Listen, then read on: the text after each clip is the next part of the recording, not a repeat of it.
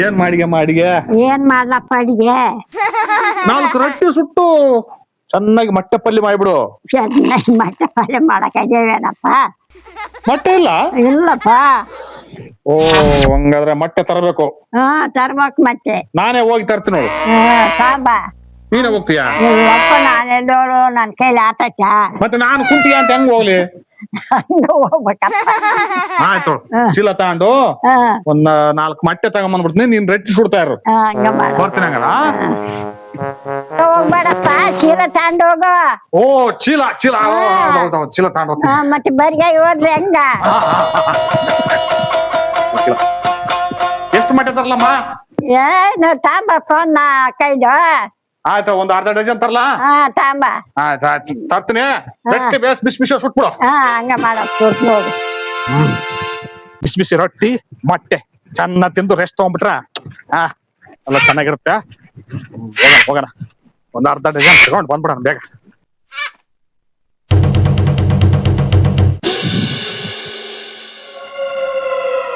Hello, ಏನಪ್ಪ ಈಗ phone ಮಾಡಿಬಿಟ್ಟಿದ್ಯಾ? Nagaraj ಇಲ್ಲಿಗೆ ಬಂದ್ಬಿಟ್ಟನಲ್ಲ, ಸಾಲ ವಸೂಲಿಗೆ ಬಂದಿರ್ಬೇಕು. ಪೋ, ಏನೋ ಫೋನಲ್ಲಿ ಮಾತಾಡ್ತಾ ಇದ್ದಾನೆ. ಅವತ್ತು ಬೇರೆ 1 ತಿಂಗಳು ಬಿಟ್ಟು ಬಾ ಅಂತ ಹೇಳಿದ್ದೆ. ಮೇನ್ ರೋಡಿಂದ 2ನೇ ಕ್ರಾಸು ಇಲ್ಲೇ ಇದೆ ಅಂತ ಹೇಳಿದ್ರ ಮನೆ. ನಾನು ಆಮೇಲೆ ಫೋನ್ ಮಾಡ್ತೀನಿ, ನೀನಿಡು. ಏನ್ ಮಾಡೋದು ನಾನು? ಮಾಡಿ ಬಚ್ಚಿ ಕೊಟ್ರೆ ನಂಗೆ ಗೊತ್ತಾಗಲ್ಲ. ಹೇಳಪ್ಪ, ಏನು ಹೇಳು. ಓ, ಹೆಂಗೋ ನಾನು ಮನೆಯೊಳಗೆ ಬಿಚ್ಕೊಂಡ್ಬಿಡದ. ಗಿಡ್ಡ ಪಿಲ್ಲಪ್ಪ ಅಂತ ಹೇಳ್ಬಿಟ್ಟು ಹೋಗ್ಬಿಟ್ಟಾನೆ. ಅಮ್ಮ, ನಾಗರಾಜಪ್ಪ ಬಂದ್ಬಿಟ್ಟನಮ್ಮ, ಸಾಲ ವಾಪಸ್ ಕೇಳಕ್ ಬಂದಿದ್ದಾನೆ. ಅದೆಲ್ಲ ಫೋನ್ ಮಾಡ್ಬೇಡ, ಅದು ನನಗೆ ಕೊಡ್ತಾನೆಲ್ಲ ನನಗೆ ಡೌಟ್ ಐತಿ. ಅದು ಕೊಟ್ಟ ಮೇಲೆ ನಿನಗೆ ತಿಳಿಸ್ತೀನಿ, ಅವಾಗ ನಾನು ಫೋನ್ ಮಾಡ್ತೀನಿ ನಿನಗೆ. ಅವತ್ತು ಹೇಳಿದ್ವಲ್ಲ 1 ತಿಂಗಳು ಬಿಟ್ಟು ಬಾ ಅಂತ, ಇವತ್ತು ಬಂದ್ಬಿಟ್ಟನ. ಎಲ್ಲಿಂದ ಸಾಲ ತೀರ್ಸೋದು? ಆಗುತ್ತೋ ಇಲ್ವಾ ನಿನಗೆ ತಿಳಿಸ್ತೀನಿ. ನಾನು ಒಳಗಿರ್ತೀನಿ, ಇಲ್ಲ ಅಂತ ಹೇಳ್ಬಿಡು. ಇವತ್ತಪ್ಪ ಏನೇನ್ ಸುಳ್ಳು ಹೇಳ್ಬೇಕ, ಏನೇನಿಲ್ಲ ನನಗೆ ತಿಳಿವಲ್ದಪ್ಪ. ನಾ ಒಳಗಿರ್ತೀನಿ.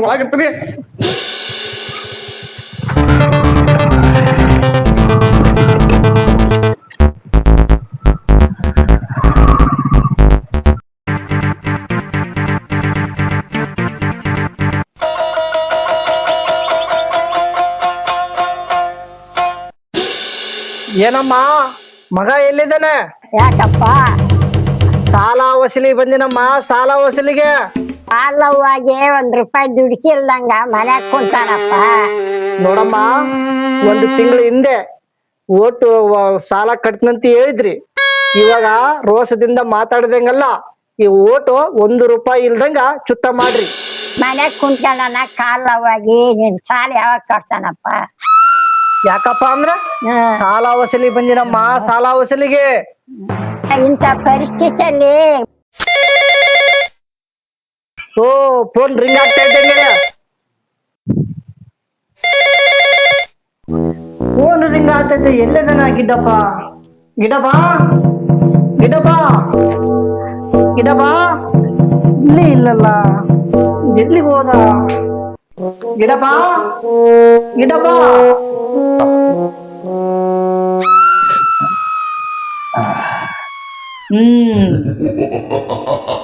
ಏನಪ್ಪ ಗಿಡ್ಡಪ್ಪ, ಏನ್ ಮಾಡ್ದಿ ಅಡೆಗ? ಏನಿಲ್ಲಪ್ಪ, ಮಂಚದ ಕಡೆ ಏನ್ ಮಾಡ್ತೀಯಪ್ಪ? ಬಾ ಹೊರಗ. ಮೊಬೈಲ್ ಇದ್ರೊಳಗ್ ಬಿದ್ದಿತ್ತು, ಹಾಕೊಂಡ್ ಹೋಗೋಣ ಅಂತ ಒಳಗ್ ಬಂದೆ ಅಷ್ಟೇ. ಮೊಬೈಲ್ ಯಾಕಂದ್ರೆ ಒಳಗ್ ಓದತ್ತಪ್ಪ. ನಿನ್ ನೋಡಿ ನಾನ್ ಯಾಕ ಮನ್ಸಲ್ಲಿ ಬರ್ಲಿ? ಬಾ ಹೊರಗ್ ಬಾ. ಇಲ್ಲ, ಬರ್ತೀನಿ ನೋಡು. ಈಗ ಮೊಬೈಲ್ ತಗೋಣ ಅಂತ ಒಳಗ್ ಬಂದಿನಿ ಅಷ್ಟೇ. ಬಾಪಾ, ಮೊಬೈಲ್ ತಗೊಂಬಾ, ಬಾ ಹೊರಕ.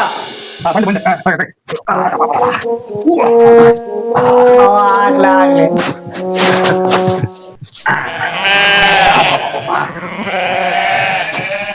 ನಾಗರಾಜಪ್ಪ, ಏನಪ್ಪ ಹೇಳ್ದ ಮನೆಗೆ ಬಂದ್ಬಿಟ್ಟಿ? ಏನಪ್ಪ ಸಮಾಚಾರ?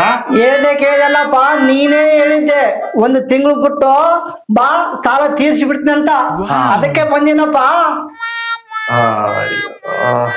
ಆಯ್ತಳಪ್ಪ, ರೆಡಿ, ಮಾತಾಡೋಣ.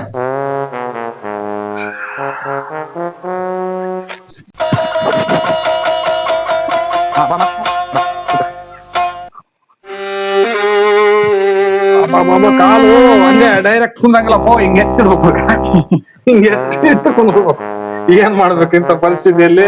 ನೀನ್ ಸಾಲ ಬೇರೆ ಕೇಳ್ಕೊಂಡಿದ್ಯಾ, ಸಾಲ ತೀರ್ಸಂತ ಬಂದ ಎಲ್ಲಿಂದ ತೀರ್ಸಕ್ ನಾವು? ನಮ್ ಕಷ್ಟ ನೀನೇ ತಿಳ್ಕೋಬೇಕು. ನೀನೇ ಏನಾದ್ರು ಮಾಡಿ ನಮ್ಗೆ ಸಹಾಯ ಮಾಡಿ ಆಮೇಲೆ ಬೇಕಾರ ತೀರ್ಸಕ್ ವ್ಯವಸ್ಥೆ ಮಾಡ್ಕೋಬೇಕಪ್ಪ. ಸದ್ಯದ ಪರಿಸ್ಥಿತಿಯಲ್ಲಿ ಸಡನ್ಲಿ ಕುಂದ್ರಕ್ ಬರಲ್ಲ. ಇಂಥ ಪರಿಸ್ಥಿತಿಯಾಗ ದುಡಿಯಕ್ ಹೋದ್ರೆ ಎಲ್ಲಿಂದ ಹೋಗಕ್ ಆಗುತ್ತೆ? ಅವತ್ತೇನೋ ಮಾತಾಡಿದೆ, 1 ತಿಂಗಳು ಬಿಟ್ಟು ಕೊಡ್ತಂತ, ಯಾಕಂದ್ರೆ ಕೊಡ್ಬೇಕಂತ ಮನ್ಸು ಇತ್ತು ನನಗೆ. ಆದ್ರೆ ಹಿಂಗಾಯ್ತು. ನೀನ್ ಸಾಲ ತೀರ್ಸ್ಬೇಕಂಬುದು ನನ್ಗೆ ಐತೆ. ಈ ಅಪ್ಪನ ಕಾಲು ನೋವಾಗಿ ಈ ಪರಿಸ್ಥಿತಿ ಹಿಂಗಾಕಿ ಏನ್ ಮಾಡೋಣ? ನಿನ್ ಸಾಲ ಇಟ್ಕೊಳ್ಳಲ್ಲಪ್ಪ, ಆದ್ರೆ ಈ ಪರಿಸ್ಥಿತಿಯಲ್ಲಿ ನಾವು ಬದುಕೋದೇ ಕಷ್ಟ ಆಯ್ತು. ಕಷ್ಟ ಇದೆ. ಹಿಂಗಿದ್ದಾಗ ನೀನ್ ಸಾಲ ಕೇಳಿದ್ರೆ ನಾವ್ ಎಲ್ಲಿಂದ ತಂದು ಕೊಡ್ಬೇಕು? ಈ ಕಷ್ಟದ ಕಾಲದಲ್ಲಿ ನೀನೇ ನಮ್ಗೆ ಏನಾದ್ರು ಸ್ವಲ್ಪ ಸಹಾಯ ಮಾಡ್ಬೇಕು. ನಾನ್ ಚೆನ್ನಾಗಾದ್ಮೇಲೆ ನಿಂದ ಎಲ್ಲ ತೀರ್ಸ್ತೀನಿ. ಯಾವ್ದು ನಾವು 1 ರೂಪಾಯಿ ಇಟ್ಕೊಳ್ಳಲ್ಲ ನೋಡು. ನಾವು ನೋಡ್ರೆ ಬಹಳ ಸ್ವಾಭಿಮಾನದ ಮನುಷ್ಯರು. ಇನ್ನೊಬ್ಬರದು 1 ರೂಪಾಯಿ ತಿಂದು ನಾವು ಹೋಗೋರಲ್ಲ. ಏನಮ್ಮ, ಹೌದಪ್ಪ. ಏನೋ ಇವತ್ತು ಕಷ್ಟ ಬಂದತ್ತೆ, ನಾಳೆ ಒಳ್ಳೇದಾಗಿ ಆಗತ್ತೆ. ನಾನು ದುಡ್ಡು ಕೊಡ್ಬೇಕು, ಆ ದುಡ್ಡನ್ನೆಲ್ಲ ಕೊಡ್ತೀನಿ. ಅಲ್ಲಿವರೆಗೂ ತಾಳೆ ತಗೋಬೇಕು. ನಂತ ಕೆಲವು ದುಡ್ಡೆಲ್ಲ ಖಾಲಿ ಆಗಿ ಏನೋ ಅಮ್ಮ ಅವಾಗಿಟ್ಟು ಇವಾಗಿಟ್ಟು ಅಂತ ದಾಪರ ಮಾಡ್ಕೊಂಡಿದ್ದ ದುಡ್ಡು ಕೂಡ ನಾನು ಈ ಕಷ್ಟದ ಕಾಲಕ್ಕೆ ಬಳಸಿದಾಳೆ. ಪಾಪ ಹಿಂಗಾಗ್ಬಾರ್ದಾಯ್ತು. ನನ್ನ ಎಷ್ಟ್ ಚೆನ್ನಾಗಿ ನೋಡ್ಕೊತಿದಾಳ ಅಂದ್ರೆ, ಬೇಕಾದ ಅಡಿಗೆಲ್ಲ ಮಾಡಿ ಆದಷ್ಟು ಬೇಗ ಕಾಲು ವಾಸಿ ಆಗ್ಲಂತ ಚಿಕನ್, ಮಟನ್, ಮೊಟ್ಟೆ ಎಲ್ಲ ತಂದಿಡ್ತದಾಳ. ನಮ್ಗೆ ಒಳ್ಳೆ ದಿನಗಳು ಬರ್ಬೇಕು, ಈ ಕಷ್ಟ ಎಲ್ಲ ಪರಿಹಾರ ಆಗ್ಬೇಕು. ಅದ ಏನ್ ಮಾಡ್ಬೇಕಂತ ದೇವ್ರನ್ನ ಪ್ರಾರ್ಥಿಸ್ತೇನೆ. ನೋಡು, ನೀನು ನಮ್ಮ ಒಳ್ಳೇದನ್ನ ಬಯಸೋ ಮನುಷ್ಯ. ನಮ್ಗೆ ಏನಾದ್ರೂ ಕಷ್ಟ ಪರಿಹಾರ ಆಗಂತದಿದ್ರೆ ಹೇಳ್ಬೇಕು. ಒಂದು ಪರಿಹಾರ ಐತೆ. ಒಂದು 10,000 ಅಂತ ರೆಡಿ ಮಾಡ್ಕೊಂಬಿಡ್ರಿ. ಅಲ್ಲಪ್ಪ, ಈ ಕಷ್ಟದ ಕಾಲದಲ್ಲಿ ನಾವು ಬದುಕೋದೇ ಕಷ್ಟ ಐತಿ, ಮತ್ತೆ 10,000 ಅಂದ್ರೆ ಎಲ್ಲಿಂದ ರೆಡಿ ಮಾಡೋದು? ನನಗೆ ಒಬ್ಬ ಸ್ವಾಮಿ ಪರಿಚಯ ಅದಾನ. ಆಗ್ಲಪ್ಪ, ಅದ್ ಯಾವ ಸ್ವಾಮಿನ ಕರ್ಸಪ್ಪ. ನಮ್ಮ ಕಷ್ಟ ಪರಿಹಾರ ಆದ್ರೆ ಸಾಕು. ಆ ಸ್ವಾಮಿ ಬರ್ತಾನ, ಒಂದ್ 10,000 ಖರ್ಚಾತತ್ತೆ. 10,000 ರೆಡಿ ಮಾಡ್ಕೊಂಬಿಡು. 10,000 ಅಂದ್ರೆ ಎಲ್ಲಿಂದಪ್ಪ ತರ್ಲಿ? ನೀನೇ ಇದಕ್ಕೆಲ್ಲ ಸಹಾಯ ಮಾಡ್ಬೇಕಾಗತ್ ನೋಡಪ್ಪ. ಆ ಸ್ವಾಮಿ ತಕ ಎಲ್ಲ ವಿಷಯ ಹೇಳ್ತೀನಿ. ಅದೇನು ಸ್ವಾಮೀಜಿ ನಮ್ಗೆ ಒಳ್ಳೇದ್ ಮಾಡ್ತಾನ ಮಾಡ್ಲಿ. ಆಮೇಲೆ ನಿನ್ನ 10,000 ಮತ್ತೆ ಹಿಂದೆ ಕೊಡ್ಬೇಕಾ 10,000 ಎಲ್ಲ ಸೇರಿ ತೀರ್ಸ್ಬಿಡ್ತೀನಿ.